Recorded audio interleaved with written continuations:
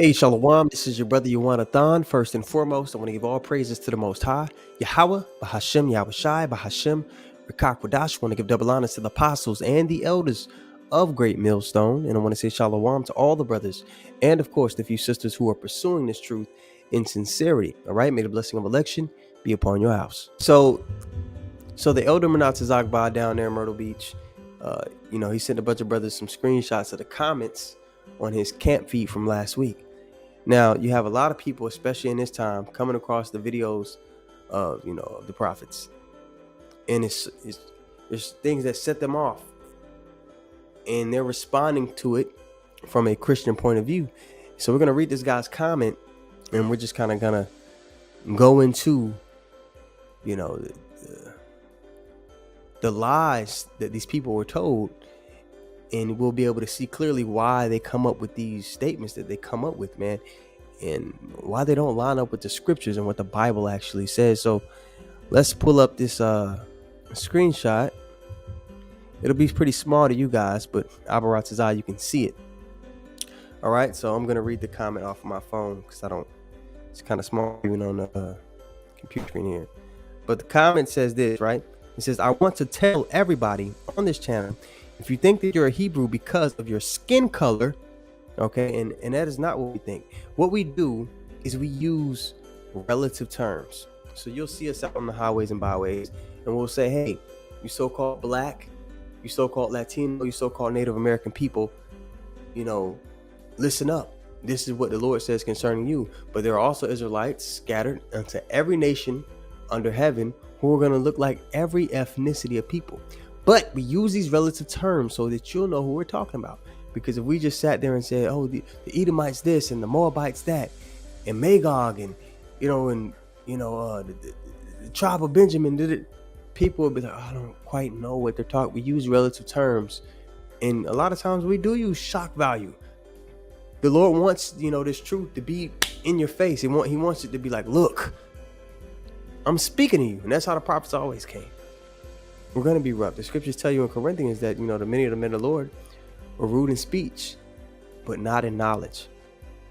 Made the point, Elder Yashawamba made the point this past Tuesday at camp. They were fishermen, a lot of the disciples. The fishermen back then, they were looked at as rough men, rugged men. They would be the truck drivers of today. So, this truth isn't going to come in the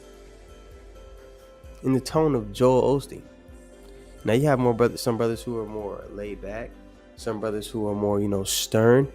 The Lord has every flavor of prophet to resonate with all the members of the elect that need to be sealed. Now let's go back to this comment. All right. Pick up my phone and read it. Okay. Because of your skin color, which we know that's not true, you're going to have Israelites in every nation looking like all people because it goes by the seed of the father. Abraham begat Isaac, Isaac begat Jacob. You always have men begatting other men because that's how the line goes. Now if you have, an Israelite man that has had children during the Vietnam War over there, and they be winning all the breakdance competitions, the Korea, all that, right? Why do you think that is? But, that's neither here nor there. But after 5 or 6 generations, the children, that man's line that he left behind in that land, they're going to completely look like Vietnamese children or Korean children, whatever it is. But the spirit that is within the person goes back to the nation of Israel.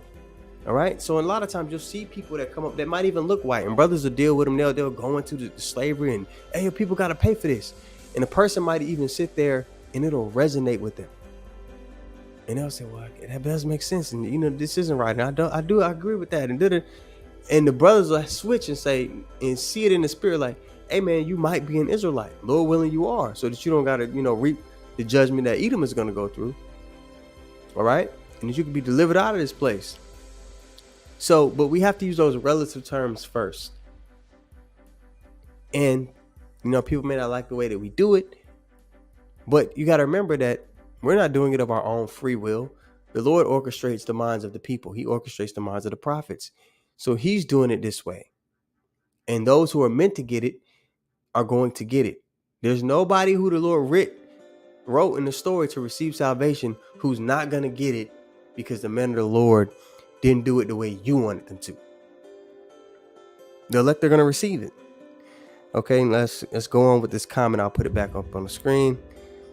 It says DNA, and we don't go by that DNA stuff. The surefire way, like I just mentioned, the spirit your spirit resonates with our spirits, that we are the children of God. Let's actually go get that, right? Romans 8:16. Okay, and I'm gonna put it up on the screen for you guys. Romans 8:16. It says, "The Spirit itself beareth witness with our spirit that we are the children of God." Okay, so this is, out of all things, this is a surefire way of this truth. The fullness of what the scriptures are talking about resonates with a person, regardless of how they look. Hey, so it's a big possibility that they might be an Israelite. Okay, and and if they begin to walk in it, then they're Israelite. Okay, believing and walking in it in fullness on this side. Yeah. Okay. All right. So back to the comment, and let's see here. Being an African American, which is the Hebrew, you're only one part of the Hebrews. You are the tribe of this dude's bugged out. You're the tribe of Dan or Ham. From Noah, not all the Hebrews are dark skinned. Okay, the only nation of people, if you want to be technical, that didn't have pigmentation would be the Edomites. All right, and all of Israel, you have all different shades of brown. All right, Ephraim is a cake not turned. All right, this dude is these comments, man. You see the people, they come from a place where they truly don't. They never had an inkling of truth, and what it really boils down to is they want this place to continue on. But like it says in 2 Peter, the 3rd chapter, all right, the elect are going to be longing for or seeking new heavens and a new earth wherein dwelleth righteousness. Righteousness doesn't dwell here. These people are angry and fighting for this place, to go on. All right. But the elect, like it says in Ezekiel 9:4, are going to be sighing and crying for the abominations being done in the midst thereof. This isn't an individual that's sighing and crying for the wickedness that's going on here. He wants, everybody to join together. He's in that spirit that comes with that name that we mentioned. Like he's going to keep mentioning in this comment. They come as you are, spirit. Let me see here. Let's go. Put this back up.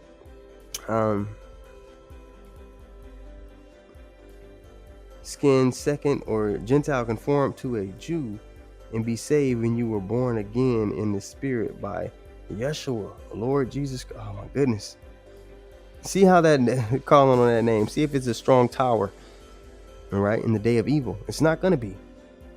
When Yahushua knocked Paul off the horse, whose name was Saul at the time. What? He said, Saul, Saul, why thou persecutest me? But he said it in the Hebrew tongue, like the scripture say. Let's actually get it.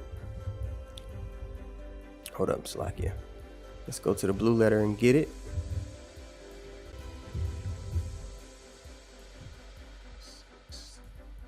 And 14. Okay. Acts 26:14. Let's see here. All right, so this is the account of Paul, how he actually transitioned to being on the side of Yahushua, all right, because he was persecuted in the church prior to this. And when we were falling to the earth, I heard, so he knocked him off the horse. I heard a voice speaking unto me and saying in the Hebrew tongue, now this is Yahushua in his heavenly state. Okay. And somebody reason, well, that's why, it's because that's the language that Saul spoke. No, man. From the jump, when the Tower of Babel, when we went into this Tuesday, when all the languages were confused, the Lord just mixed it up. It was different variations of Hebrew, but the pure tongue is still the Hebrew. All right, that's the language that everybody's going to speak in the kingdom of heaven. Acts 26:14. And when we were fallen to the earth, I heard a voice speaking unto me and saying in the Hebrew tongue, Saul, Saul, why persecutest thou me? It is hard for thee to kick against the pricks. Okay. And the point here was the Hebrew tongue. This is the pure language that the Lord is going to return to his people. All right. All right, now let's go back and read some more of this comment. Let's try to get through this. All right. It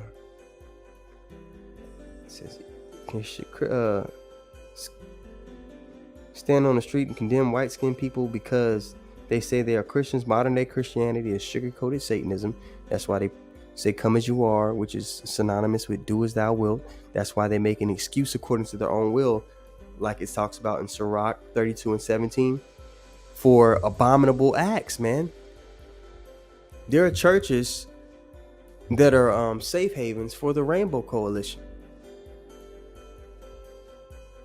There are churches that celebrate Pride Month. So they're not going by what the scriptures say. They're not holding up the Lord's standard.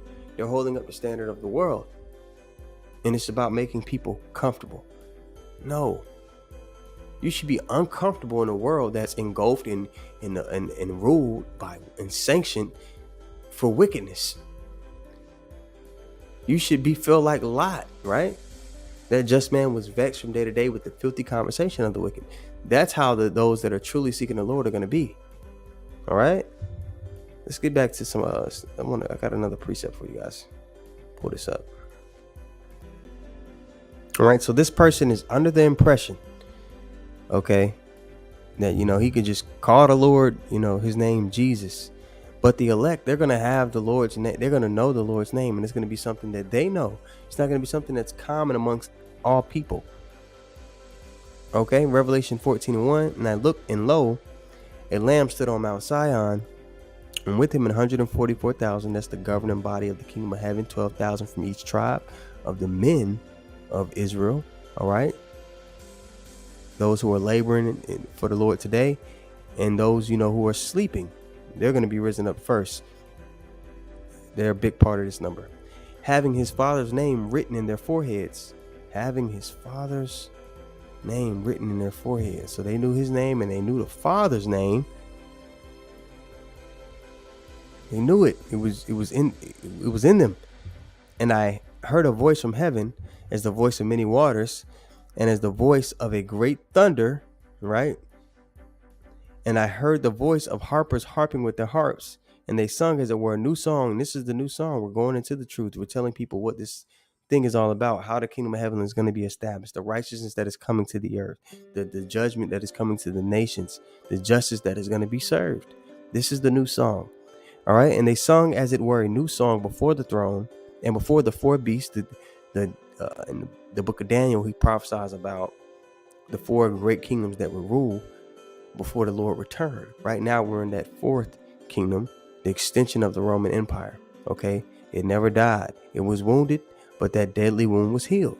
So we're in the extension of the Roman Empire.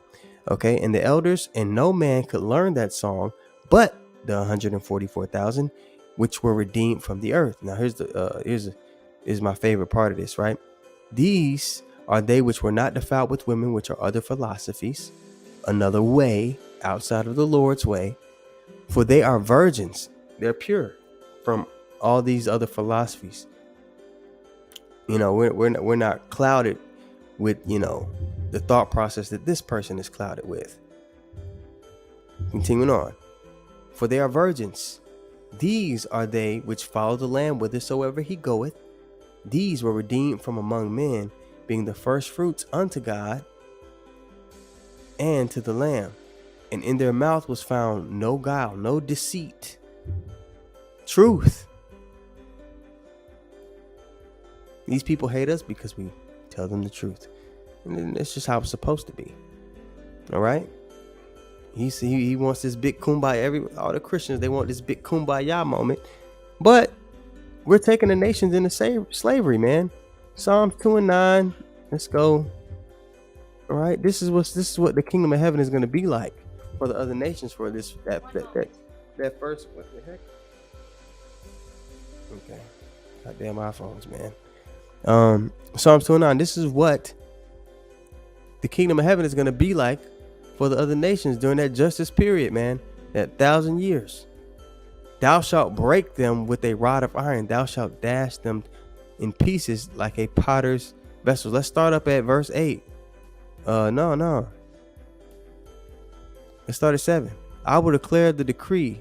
The Lord hath said unto me, Thou art my son, this day I have begotten thee. Ask of me, and I shall give the heathen for thine inheritance, and the uttermost parts. We're in the uttermost parts of the earth. For thy possession, thou shalt break them with a rod of iron. Thou shalt dash them in pieces like a potter's vessel. Okay, now let's go to Isaiah 14. Continue on, because we know this isn't just something that's random, right? For the Lord will have mercy on Jacob. This is upon the establishment of the kingdom of heaven. For the Lord will have mercy on Jacob and will yet choose Israel. So that's who's eligible for salvation. Go read Romans 9:4. All right, and set them in their own land. So the Lord is going to set us back in our own land. So I don't know who set those people in that land today who are calling themselves the so-called Jews. Calling themselves Jews, Jewish, whatever. They don't fit this. They don't fit the description of how the actual Israelites are supposed to return back to the land. The Lord is going to set them there after his return. So that's strike one. Okay, and set them in their own land, and the strangers shall be joined with them. All right, the strangers, those are Israelite foreigners. Okay, those are people that may not necessarily, that didn't necessarily look like Israelites, and they shall cleave to the house of Jacob. Okay, and the people shall take them and bring them to their place, and the house of Israel shall possess them in the land of the Lord for servants and handmaids. Now, this is a different group of people. These are heathens that the children of Israel are going to be possessing for servants and for handmaids. How do you know that? And they shall take them captives, whose captives they were. Israelites, heathen. Take them captives, whose captives they were. And who were the main nation that held us captive and didn't want to let us go, especially in this time? Who was the one that from the beginning was a murderer? Who was the one who sought to kill Jacob? Who was the one in 2nd Ezra 6 and 9 who the Lord said he's going to have a quarrel with when he returns? Because it says, for Esau is the end of the world, and Jacob is the beginning of it that follows. So right before the kingdom of heaven is established, who is the Lord going to be coming back to destroy primarily? The nation of Esau. So they're still here, and they don't die off until, they serve a period of slavery in the kingdom of heaven. Okay, whose captives they were, and they shall rule over their oppressors. So that kumbaya moment that Christians, think is going to happen, that they're looking for, it ain't there. The kumbaya come after the nations have been broken in to follow righteousness. But, that's not something that's going to sit well with, people who aren't chosen, who haven't been given the eyes to see or the ears to hear. So that was the first edition of Responding to the Modern Christian Mind. So Abaratazai was edifying. I want to give all praises once more to Yahweh, Bahashem Yahushai, Bahashem Rakakwadash. I want to give double honors to the apostles and the elders of Great Millstone. And I want to say shalom to all the brothers and, of course, the few sisters who are pursuing this truth in sincerity. All right. May the blessing of election be upon your house.